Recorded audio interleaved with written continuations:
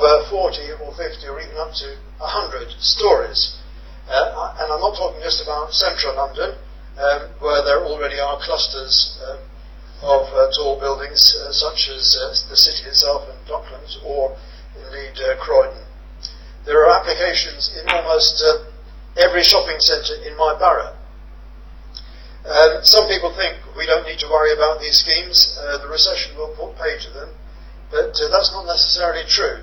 Developers have stopped work on some of the small and medium-sized schemes, but they seem to be forging ahead on the big schemes that take 3 or 4 years to build, on the basis, no doubt, that the recession will be over long before then. So in my part of London, I've got one developer planning to erect 2 towers, one 32 stories high and the other 42, on the former site of Young's Brewery in Wandsworth. And another developer planning 2 towers, both 42 stories, next to Clapham Junction Station. The tallest buildings in my area currently are 1960s tower blocks on the estates, which many people feel were a mistake and should not be repeated. But these towers will actually be double their height. They'll be 6 or 7 times the height of the department store in our shopping centre, and they will completely dwarf the adjoining terraces of 2 or 3 story Victorian houses. At the same time, the new owners of Battersea Power Station went even further and proposed building a 300-metre glass tower, the equivalent of 100 stories, which would indeed have been the tallest building in Europe. Fortunately, this fell foul of the long-standing rule that no building should be allowed to spoil the view of the Houses of Parliament from Westminster Bridge. I'm sure the Minister knows that it was Tennyson who said that Earth has not anything to show more fair than the view from Westminster Bridge. So we may have him to thank for the fact that the owners were forced to rethink their scheme down from 100 stories to about 13. The developers, the owners, say they've been able to redesign the scheme in a way which will be no worse than their original plan, and in my view it will be a lot better. But Battersea Power Station is in the Vauxhall Nine Elms area, opportunity area, which already has a cluster of tall buildings and is arguably in central London. I am prepared to accept that different rules should apply in the city, in Canary Wharf, arguably in Blackfriars, just across from the city, where the Secretary of State has just approved a couple of tall buildings, and in Vauxhall. What I do not accept is that individual tall buildings should be pepper-potted around London next to Edwardian, Victorian, even Georgian streets and town centres. I appreciate that ministers are more likely to be familiar with the central parts of London, but of course Wandsworth in my constituency is as far from the city of London as indeed Stockton is from Hartlepool, or in the case of the Secretary of State, Eccles is from the centre of Manchester. So no one could argue, I'm sure the ministers couldn't argue, that the heights that are acceptable in the city should also, by the same token, be acceptable in Wandsworth. The Young's Brewery scheme was passed by the planning committee of Wandsworth, even though 71 of the 90 responses from the public were opposed to it. I can't honestly think what possessed them to do this. English Heritage were against the scheme, Cave were against the scheme. Both of them said that it should only be taken with a tall building strategy for the whole of Wandsworth, which there isn't. All the local amenity societies were against it. The Wandsworth Society brought a deputation to the committee to argue against it. They believe that, at least in a Wandsworth context, any building over 5 or 6 stories should be considered tall, and there should be a presumption against it. And these are very sensitive, thoughtful, civic-minded people. Yet the 7 Conservative members of the committee all supported the scheme, and only my 2 Labour colleagues opposed it. Now, I wrote to the Minister in this case to say that I thought the approval was wrong and it should be called in, both on grounds of excessive height and on the grounds that, at the last moment, Wandsworth agreed to reduce the proportion of affordable housing from 33% to only 11%. Now, I know that it is only very rarely that the Secretary of State uses her powers to call in planning applications. I believe there were only 27 call-ins last year. And in London, where the mayor now has powers to refuse, there is even more reason for her to use these powers only in exceptional cases. Fortunately, this was one of those rare cases where the minister agreed that the scheme needed another look on quite a number of grounds, and there will now be a public inquiry, which I very much welcome. I know the minister is unable to comment on this scheme because the final decision will rest with him or with his department, but I do want to congratulate him on his perspicacity and judgment in making use of these powers on this occasion. In the case of Clapham Junction, a huge campaign is now underway to stop the towers in Clapham Junction. People feel that they would look completely out of place in a Victorian town centre where all the buildings are between 4 and 7 stories. A Clapham Junction action group has been set up and is fighting a very spirited campaign. The theme is that we want to keep our town centre on a human scale. We have 614 objectors on the planning department website so far, and we are aiming for 1,000. But that, I accept, is a local issue. My concern here is with the wider issue of tall buildings and planning policy. I believe that recent changes in planning policy to move away from height and density guidelines and to judge each planning application as a whole have had some unintended consequences that we are only now getting to grips with. First, if there are no height and density guidelines, how does a developer know how much to pay for a site? He doesn't even know how many flats he'll be allowed to build. He has to second guess the decision of the planning committee, which may be 2 years down the line. Minerva, the company that bought the Young's Brewery site, paid 69 million. I've no argument with the company. They've devised a very sensitive scheme that retains the old brewery beam engine and coppers at one end of the site. But they say that this has to be paid for, and the price is a 42-storey block. To my mind, that is the wrong way to do it. Tell the developer how many flats he'll be allowed to build, and that will give him certainty. He already has enough uncertainty because of the fluctuations in the price of property. Secondly, tell the developer exactly where tall buildings will be allowed and where they won't be allowed. If the policy is to confine tower blocks to clusters, which I would support, tell them exactly where they are. If the policy is to allow landmark buildings, tell them where these landmarks will be. Don't leave every developer to argue that their building is a landmark, because believe you me, they all will. Scrapping the height and density guidelines has frankly been a disaster. It means that architects compete against one another to build the tallest towers instead of complementing one another to create an attractive townscape. It means that developers pay too much for sites and then, in quotation marks, have to build high to recover their outlay. It also means that the public feel that they are being blackmailed by developers who will only build something good if we also allow them to build something monstrous behind it. But I would like to strike a blow not just against towers in my constituency. I know the Honourable Member for Westminster has a similar problem across the river, but against the whole idea that we can improve our cities by building high. Paris, Rome, Venice, Vienna, Prague, St. Petersburg, there may be others, all consign their tall buildings to defined areas. The result is cities that are elegant, atmospheric, and economically successful. Now, much as I admired the former Mayor of London, Ken Livingstone, for his policies on public transport, he gave me 4 new bus routes in my constituency, I can't complain about that, and for his investment in neighbourhood policing, I didn't always see eye to eye with him on planning issues. And if I can quote from his interim strategic planning guidance issued in 2001, he describes how Paris banishes tall buildings to peripheral locations such as Défense, and goes on to say, and I'm quoting here, but these cities pay an economic price for their largely heritage-based politics. They can beat London in the city as a museum stakes, but are not in the same league in the finance, insurance, trading, banking and legal markets. Now, I have to add at this point that Boris is no better. In fact, in one respect, he is much worse, because he gave everyone to believe that he was against tall buildings before his election. But what has he done? Well, he may have taken a few right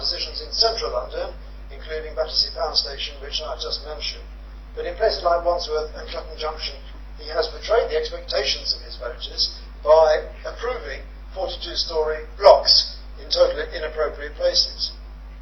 Made worse, in my view, by the fact that he did actually have the power, he does have the power, which we've given him, to direct refusal, or to take an application over, which he's in fact never used. But to return to Ken, I think he is talking total rubbish when he suggests that cities have a choice to make between being beautiful cities and successful cities. There may be many other factors in what makes a successful city, but being beautiful is definitely a plus factor, not a minus factor. I think one of the beauties of London is that it is a largely horizontal city. Most people live in houses with gardens front and back. Most people are happier to travel a few minutes further out on the train than a bit further up in a lift. In other words, they prefer to live out in the suburbs than to live in very high tower blocks in the city centre. And in any case, as English Heritage pointed out in their document, Changing London, here again I quote, successive studies have shown that tall buildings are not necessary for the future of London as a global financial centre, and that there is no evidence that London will lose jobs to other cities without them. London has flourished as a world city for the past 20 years by building medium and low rise. By contrast, an enthusiastic policy for tall buildings in Frankfurt has not prevented the steady seepage of German business headquarters to London. So I say, bring back the high guidelines, and that will give developers the certainty that they need to plan. It will give the architects the discipline that they need to flourish, and it will give the public the reassurance of knowing that their local planning committee won't allow a 42-storey tower around the corner from their house. We are now speaking in one of London's most beautiful buildings, and let's remember what Tennyson said about people who don't appreciate it. Dull would he be of soul who could pass by a sight so touching in its majesty. Now, I look to my honourable friend the Minister and his right honourable friend the Secretary of State to hold the line against tower blocks in inappropriate places by, wherever necessary, calling applications in and using their good sense in making decisions.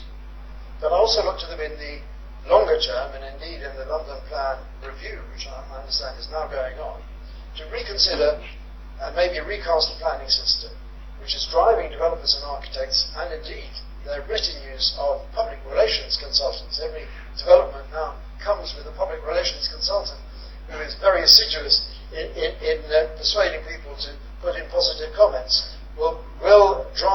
Is driving all of them to push for ever taller buildings in ever more inappropriate places. Bill?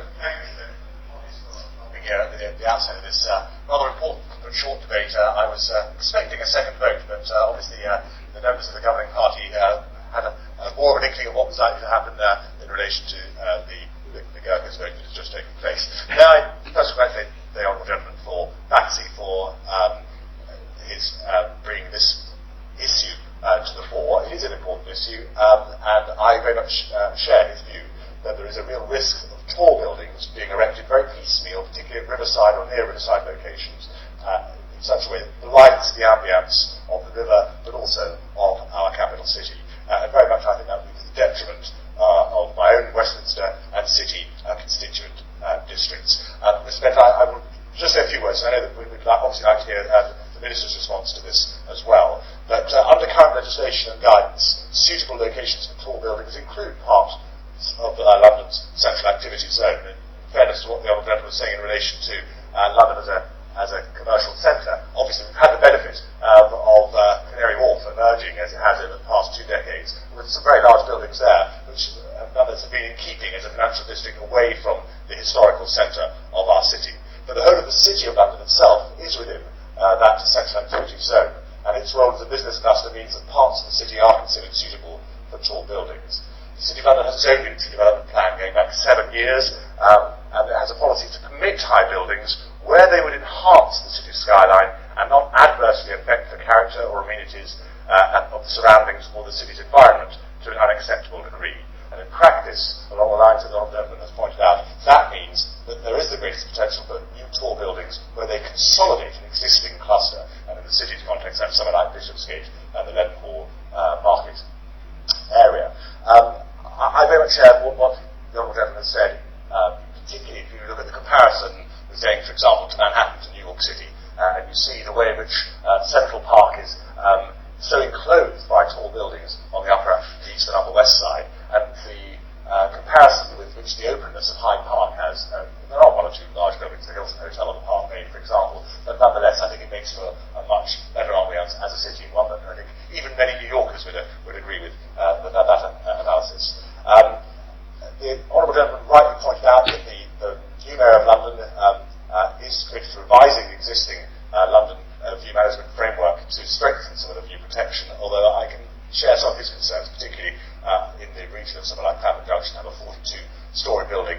Whether, of course, there will be a robust funding package for that building actually to be built is perhaps another matter going forward, but it is something I think that we hope that whatever powers the Mayor of London, or whatever colour, that Mayor of London will try and ensure that works closely with the local boroughs to make sure that we maintain some of the brilliance that I think London has without having a huge number of tall buildings. It's perhaps ironic that the only other member awaiting his turn later on is, of course, the Honourable Gentleman from Croydon Central, where, of course, we do have a very large downtown commercial district in the middle of Croydon.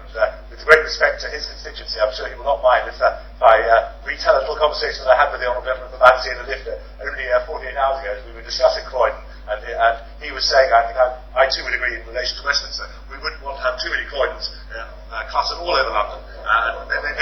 Maybe that too would undermine, to a large extent, some of what Croydon is and its unique outlook that it has and its unique commercial space that it has outside the centre of our capital city. But if you will forgive me, I will actually bring my comments to a close, Mr. Benton, because I appreciate the time moves on, and I'm obviously very interested to hear from the perspective of sunny and low-rise Hartlepool what the Honourable Gentleman, the Minister, has to say. Yeah, right.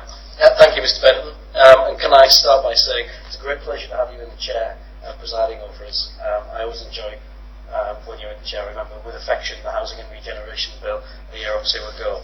I congratulate my honourable friend, the member for Battersea, on securing this important debate on planning policy for tall buildings. The thing that strikes me, Mr. Benton, not only in this debate but elsewhere, is what a fantastic and assiduous campaigner he is on behalf of his constituents, that has reaped rewards during his time in the House, and I think, frankly, his constituents are very lucky to have him being such a fantastic campaigner. What I'd like to do in the time that I have available is to address the concerns raised by my honourable friend and by the honourable gentleman about the framework for decision making on tall buildings, specifically with regards to local planning authorities in London. As the honourable gentleman says, Hartlepool is somewhat low-rise in terms of its buildings, though not low-rise in terms of its ambitions, I would hasten to add. I'd also want to point out as well what guidance is available to help planners across the country.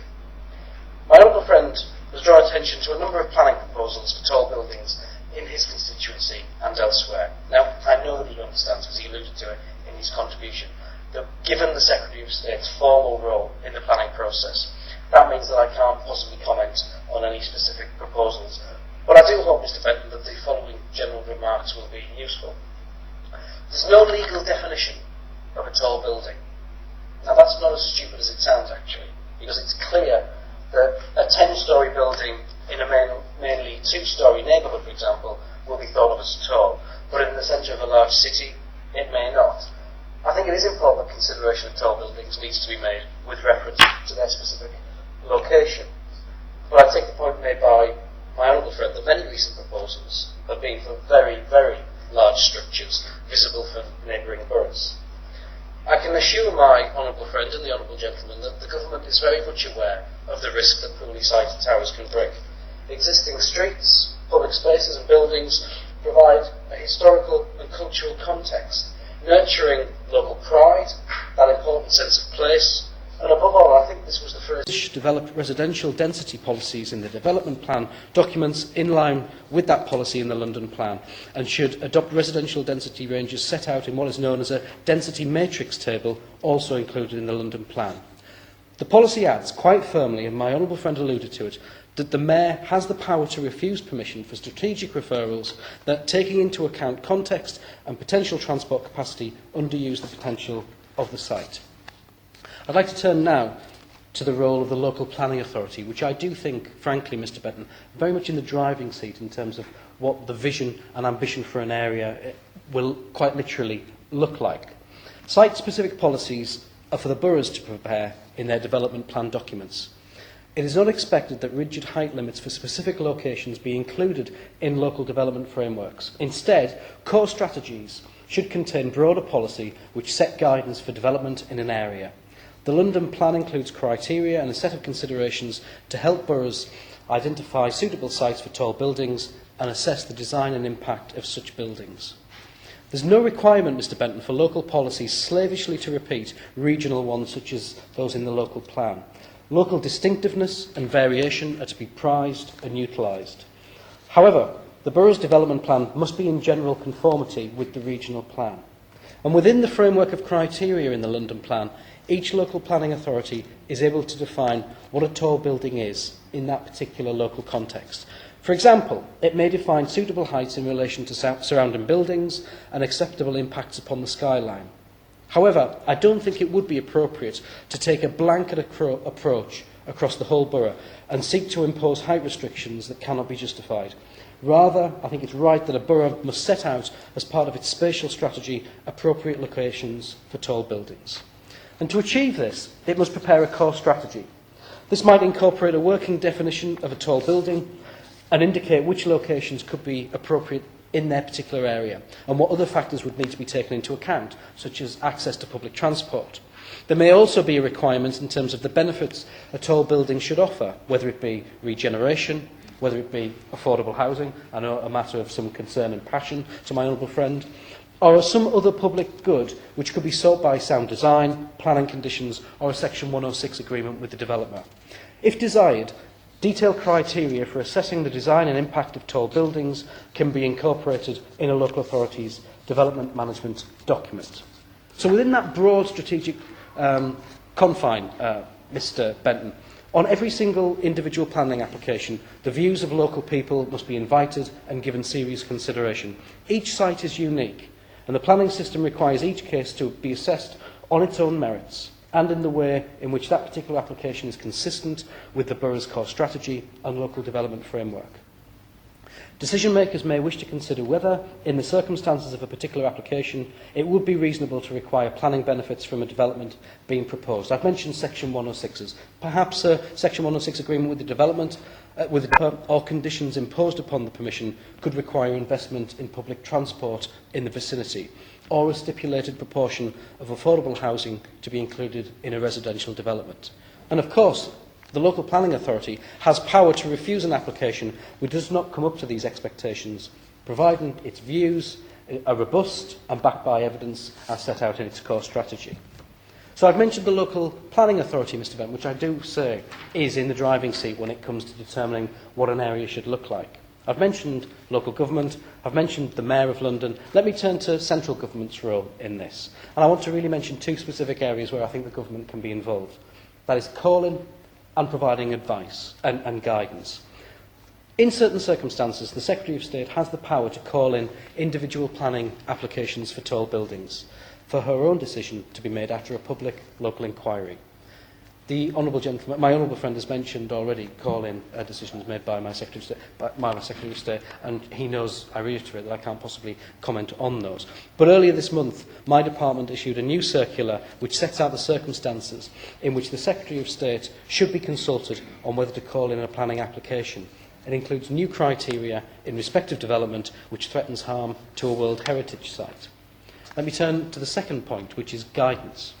I would draw honourable gentleman's attention here in the chamber, Mr Benton, to several items of guidance which planners should heed when they receive an application to build high. First, PPS Planning Policy Statement 1, delivering sustainable development. It's very firm, the guidance is very firm, that any proposal to construct a tall building should be evaluated in the light of the general design and planning principles which we set out in PPS 1. PPS 1 makes it very clear in paragraph 34 that design which is inappropriate in its context or which fails to take into account opportunities available for improving the character and quality of an area and the way it functions should not be accepted. This key test applies to all development proposals, including tall buildings. Secondly, and very importantly, guidance on tall buildings. The Government strongly endorses the messages in the revised guidance which the Commission for Architecture and the Built Environment and English Heritage together issued in 2007, their guidance on tall buildings. This guidance should be given serious and careful attention by all those designing tall buildings and considering their location. It's a vital complement to national planning guidance. It is likely to be an important, and I stress the word important, material consideration for local planning authorities or planning inspectors in cases involving tall buildings. And my honourable friend may wish to note that the Secretary of State has always referred to this guidance in determining recent called-in proposals for tall buildings. Briefly. I think it's a brief beginning way. He touched earlier on the issue of World Heritage Sites, which of course has great relevance here in central London, particularly in relation to the Tower of London, to the Palace of Westminster, maybe in future years either to the Battersea Power Station or indeed the new US Embassy, which of course will be in the Honourable Gentleman's constituency going forward. Obviously, UNESCO have expressed some grave concerns that the government needs to strengthen its protection. And would he not agree with me that strengthened policy protection for our World Heritage Sites, particularly here in central London, could help constrain this proliferation of tall buildings here in central London? You're right. I agree with the Honourable Gentleman. I think he raises a valid point. Time is against me, Mr Benton, but I do want to emphasise how much value I give to World Heritage Sites and protected views. I'm aware that my honourable friend's constituency doesn't have one, a protected view yet, but I think or World Heritage Site yet, and it's crossed only by one protected view corridor. But I think that's very important and is an important consideration in considering tall buildings. And that brings me on to my third point with regards to policy guidance, which is planning policy guidance.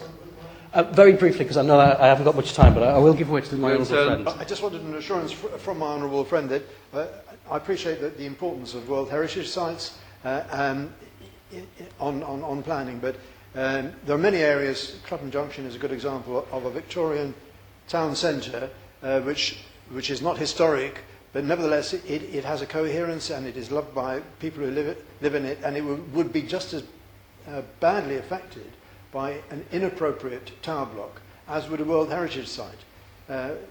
Is the system not capable of looking beyond World Heritage Sites to town centres which have a particular character?